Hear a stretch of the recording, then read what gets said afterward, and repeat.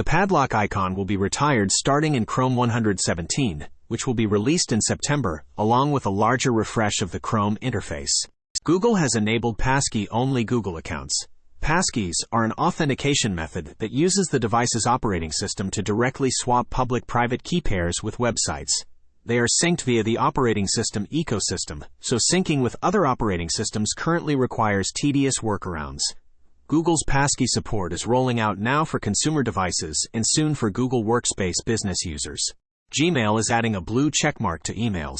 The system will be based on the brand indicators for message identification standard, which uses strong authentication to identify legitimate senders.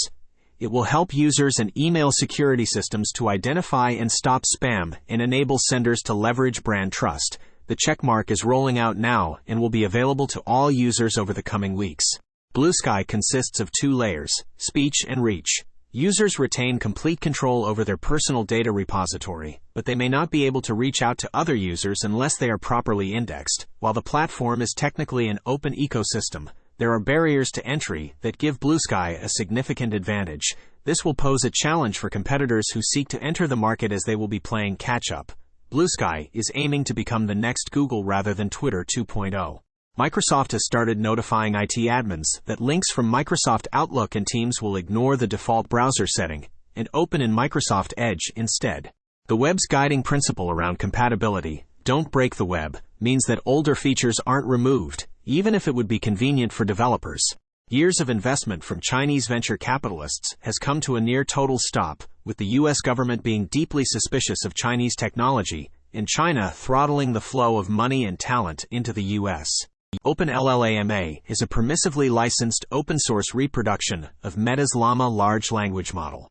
A consortium of nearly every major European satellite company announced Tuesday that it plans to bid for a proposed satellite constellation to provide global communications in response to a request for help made by the European Union. The satellite constellation will be able to offer global coverage from low Earth orbit, which is similar to SpaceX's Starlink. The project is estimated to cost around €6 billion, with the EU providing €2.4 billion. The EU's goal is to have the satellites ready for launch by 2027. European officials view the need for the creation of the constellation as a way to guarantee communication security and to lessen reliance on services such as SpaceX's Starlink or Amazon's Project Kuiper. A new drug named donanemab developed by Eli Lilly has shown success in slowing Alzheimer's by around 1/3, providing hope for a potential breakthrough in Alzheimer's treatments. Donanemab works like lecanemab, another Alzheimer's drug that made headlines this year.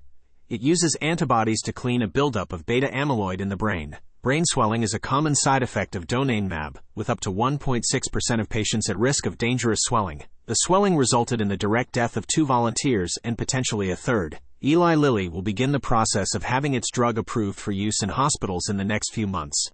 WebGPU is the new way to draw 3D in web browsers. It could replace Canvas and Vulkan as well and become just the standard way to draw from any programming language. WebGPU went live this week in Chrome 113. This article explores what WebGPU means for programmers. It presents a history of graphics APIs and talks about what WebGPU is like and how to use it.